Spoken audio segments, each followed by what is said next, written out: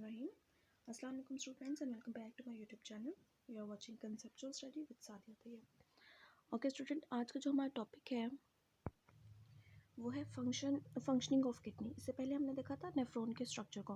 Basically kidney का जो function है वो यूरिन फॉर्मेशन है और किडनी के अंदर जो स्ट्रक्चर है जो कि ये फंक्शन परफॉर्म करता है वो है नेफ्रॉन। हम इसके बारे में पढ़ चुके हैं। तो फंक्शन ऑफ किडनी जो है वो क्या होगा, वो यूरिन फॉर्मेशन ही होगा, ठीक है। और ये यूरिन फॉर्मेशन कौन करने में हेल्प करता है, नेफ्रॉन।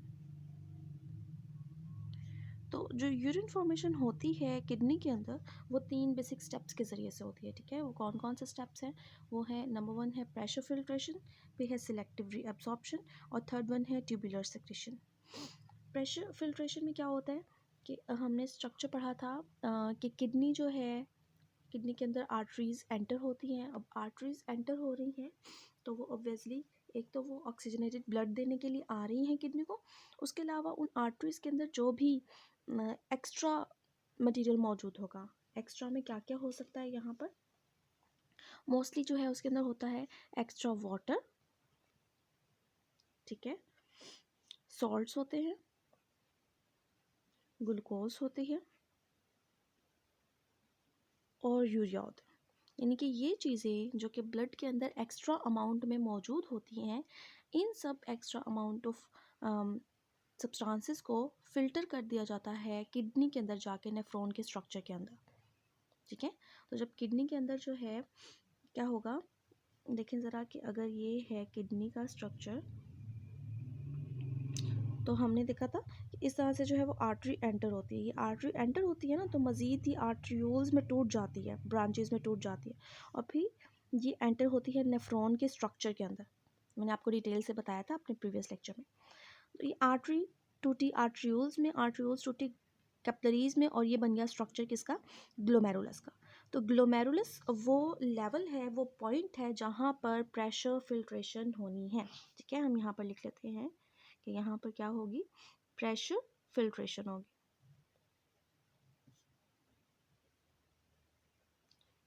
प्रेशर का वर्ड यहाँ पर क्यों यूज़ हुआ, क्योंकि देखिए कि ब्लड जब आर्टरीज से आता है मीन्स के हार्ट ने पंप किया और ये आर्टरीज से मूव करके आ रहा है, तो हार्ट के पंप करने की वजह से जो ब्लड है वो बहुत ज़्यादा प्रेशर में होता है, इसलिए यहाँ पर प्रेशर से आके फिल्ट्रेशन का प्रोसेस होगा।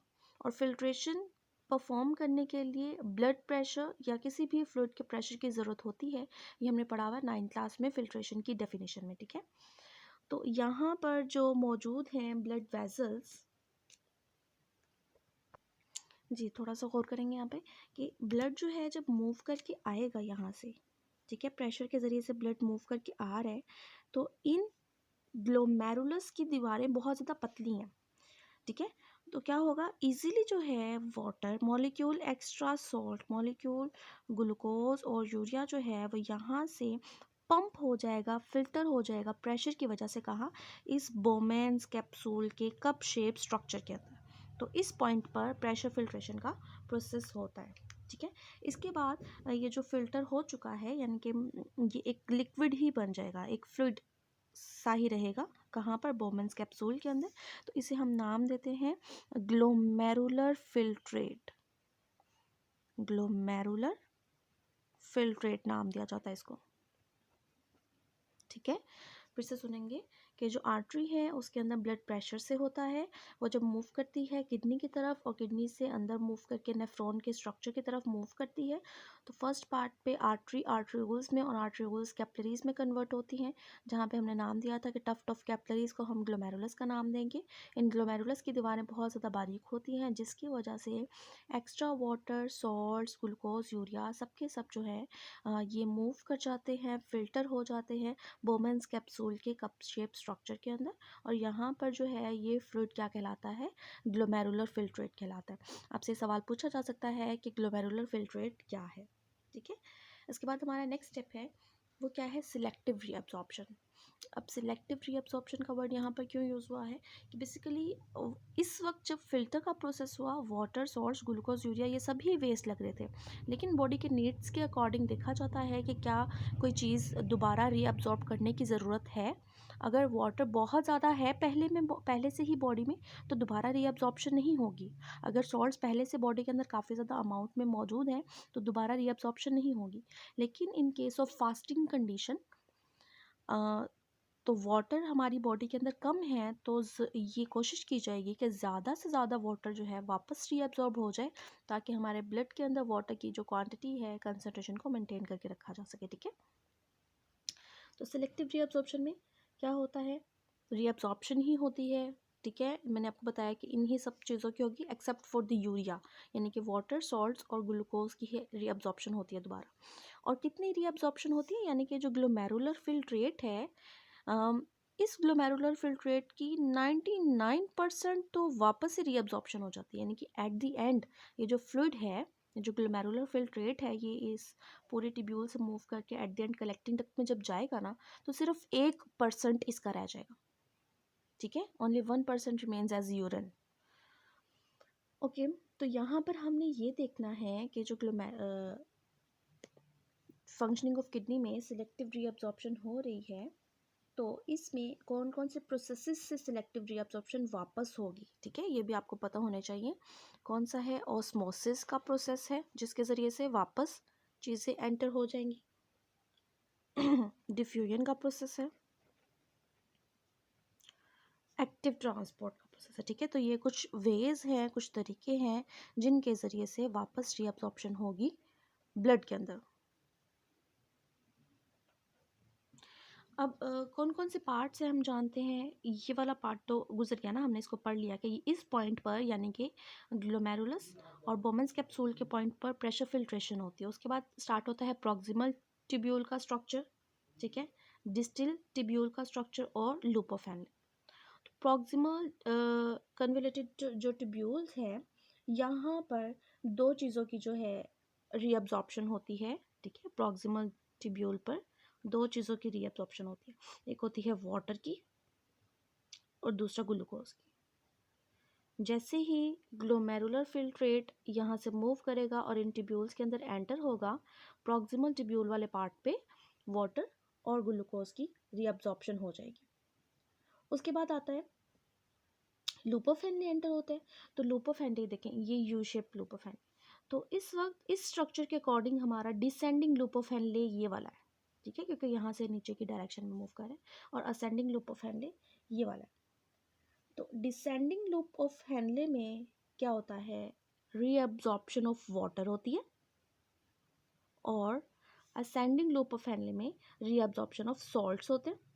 ठीक है, जब लास्ट में कन्वोल्यूटेड टिब्यूल आता है दोबारा से, डिस्टल कन्वोल्यूटेड टिब्यूल, तो यहाँ पर दोबारा से रीअब्जॉर्प्शन ऑफ वाटर होगी। ठीक है, तो हमने टोटल 3 मेजर पॉइंट्स पढ़े हैं। कौन कौन से, मतलब कि जो नेक्स्ट हमारे पास पॉइंट आता था स्ट्रक्चर ऑफ नेफ्रॉन में, तो हमने देखा था ना रीनल टिब्यूल के जो है 3 मेजर पार्ट्स हैं। कौन सा, प्रॉक्सिमल कन्वोल्यूटेड टिब्यूल, फिर हमने कहा था लूप ऑफ हैंडले, और फिर डिस्टल कन्वोल्यूटेड टिब्यूल। तो प्रॉक्सिमल कन्वोल्यूटेड टिब्यूल में कौन सी चीज़ें एब्जॉर्ब होंगी, वाटर और ग्लूकोज।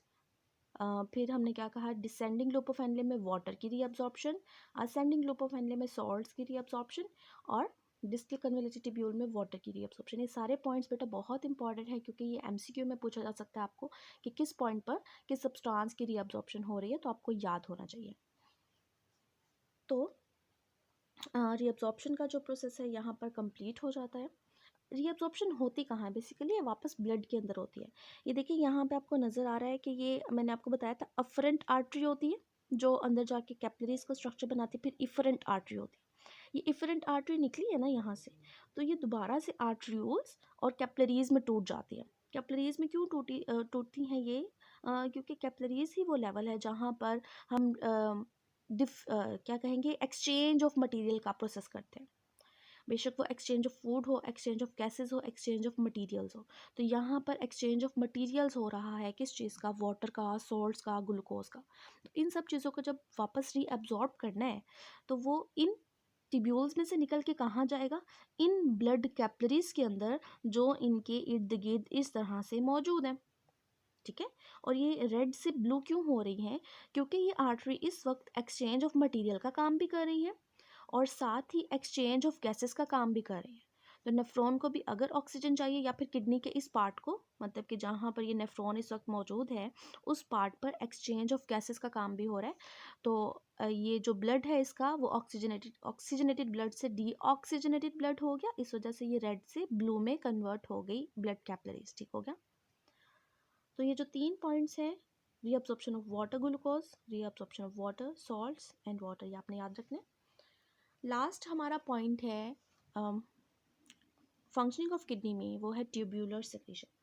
ट्यूब्यूलर सेक्रेशन का मतलब क्या है, अब देखिए ट्यूब का वर्ड खुद ही यहाँ पर आया हुआ है, सेक्रेशन में कोई भी चीज़ सिक्रिएट करना। तो ये जो बाकी की ट्यूब यहाँ पे रह जाएगी, मीन्स के डिस्टल कन्वोल्यूटेड ट्यूब्यूल का लास्ट पार्ट और कलेक्टिंग डक्ट की हम बात भी कर सकते हैं। तो इन पॉइंट्स पर इनकी जो दीवारों से कह सकते हैं कि इनके वॉल्स से जो है मज़ीद कुछ सिक्रीशन ऐड होगी इस फिल्ट्रेट के अंदर। और वो क्या चीज़ ऐड हो सकती है, कौन सी सिक्रीशन है जो इन ट्यूब्यूल से होगी, वो हो सकते हैं डिफरेंट आइंस हो सकते हैं। ठीक है, एक सब्सटेंस है क्रिएटिनिन, क्या नाम है, क्रिएटिनिन। मज़ीद यूरिया जो है वो ऐड हो सकता है। तो ये वो सब्सटेंसेस है जो कि मज़ीद सिक्रीट होंगे नेफ्रॉन की दीवारों से इस फिल्ट्रेट के अंदर ऐड होने के लिए। ठीक है, और इनके ऐड होने का मकसद क्या है, क्यों यहाँ पर ये सिक्रीशन होती है, ताकि ब्लड की जो पीएच है उसे नॉर्मल किया जा सके, नॉर्मल लेवल पे मेंटेन किया जा सके। Blood pH maintain at normal pH. कौन सी वाली नॉर्मल पीएच है, जो हमारे ब्लड की पीएच है ये होती है 7.35 टू 7.45। बेटा पीएच के बारे में आप जानते होंगे कि एसिडिक पीएच जो है वो 7 से अबव जो है वो होती है बेसिक पीएच, और 7 से बिलो जो है वो होती है एसिडिक पीएच। तो दोनों ही पीएच हार्मफुल हो सकती है हमारी बॉडी के लिए, इसलिए ऑलमोस्ट न्यूट्रल के करीब करीब हमारी बॉडी की पीएच होती है। और ब्लड की पीएच को, हमारी बॉडी की पीएच को एक और नाम भी दिया जाता है फिजियोलॉजिकल पीएच। ठीक है, कि हमारी बॉडी की फिजियोलॉजिकल पीएच कितनी है, हमारे ब्लड की पीएच कितनी है, इट इज़ 7.35 टू 7.45। ठीक है, ये आपने याद रखना है एमसीक्यू पॉइंट ऑफ व्यू से। इसके बाद है कि एट द एंड, यानी कि तीनों प्रोसेस हो गए, प्रेशर फिल्ट्रेशन का, सिलेक्टिव रीअब्सॉर्प्शन का, ट्यूबुलर सेक्रेशन का। तीनों प्रोसेस हो जाने के बाद एट द एंड जो हमारे पास यहाँ पर फिल्ट्रेट बचता है वो कितना है, ओनली 1%। ये मैंने आपको बात पहले भी बताई कि सिर्फ 1% फिल्टर जो है यहाँ पर रह जाता है और 99% जो है वो रीअब्जॉर्ब हो जाता है। इसके अलावा एक और इन्फॉर्मेशन है आपके बुक में, वो क्या है कि डेली बेसिस पे एक एडल्ट बॉडी के अंदर कितना यूरिन प्रोड्यूस होता है। तो कितना यूरिन प्रोड्यूस होता है, it is about 1.4 litres per day. एक दिन में इतना यूरिन प्रोड्यूस होता है पर डे। ओके बेटा, नेक्स्ट आपको नज़र आ रहा होगा यहाँ पर chemical composition of urine. At the end यहाँ पर जो जब वो फिल्टर पहुँच गया, जो फिल्ट्रेट पहुँच गया है, अब वो यूरिन कहलाएगा। और जो यूरिन है उसकी केमिकल कंपोजिशन यहाँ पर लिखी गई है, वो हम डिस्कस करेंगे कि इस यूरिन के अंदर कौन कौन से सब्सटेंसेस होते हैं और वो कितने परसेंटेज में होते हैं। बेटा कंपोजिशन का वर्ड जब भी आएगा आपको पता होना चाहिए, शायद मैंने पहले बताया हो आपको, कि इसमें हम बात करते हैं quality of substances present in that substance जो भी हम स्टडी कर रहे हैं, और क्वांटिटी, क्वालिटी और क्वांटिटी दोनों को देखा जाता है कि कौन सी चीज़ मौजूद है और कितनी अमाउंट में मौजूद है। इस चीज़ को हम कहते हैं कंपोजिशन ऑफ यूरिन। तो सबसे पहले यहाँ पर है वाटर है, फिर यूरिया है, फिर क्लोराइड आइंस हैं, सोडियम आइंस हैं, पोटाशियम आइंस हैं, अदर आइंस। ये एमसीक्यू पॉइंट ऑफ व्यू से भी बहुत इंपॉर्टेंट है, किसी का भी पूछा जा सकता है आपसे। और उसके अलावा जो है शॉर्ट क्वेश्चन भी इंपॉर्टेंट है कि write down the chemical composition of urine. तो वाटर कितने परसेंट होता है, 95% होता है। ठीक है, मतलब सबसे ज़्यादा जो है अमाउंट वाटर की है। यहाँ पर यूरिया कितना होता है, 9.3 ग्राम्स पर लीटर। 1 लीटर यूरिन के अंदर 9.3 ग्राम्स यूरिया होता है। क्लोराइड आइंस कितने होंगे, इट इज़ अबाउट 1.3 0.87 ग्राम पर लीटर, सोडियम आयंस 1.17 ग्राम पर लीटर, पोटाशियम आयंस हैं 0.750 ग्राम पर लीटर, और लास्ट में जो है अदर आयंस, ये कुछ भी हो सकते हैं, जैसे हमने यहाँ पर क्रिएटिनिन का वर्ड पढ़ा तो ये वेरिएबल हो सकते हैं, ठीक है। बाकी जो बताया गया है कि 1 लीटर के अंदर इतने ग्राम यूरिया, इतने ग्राम क्लोराइड आयन, सब में की सारी चीज़ें हैं, तो ये ऑलमोस्ट एवरेज आपको कंफर्म बताई गई है बात, ठीक है।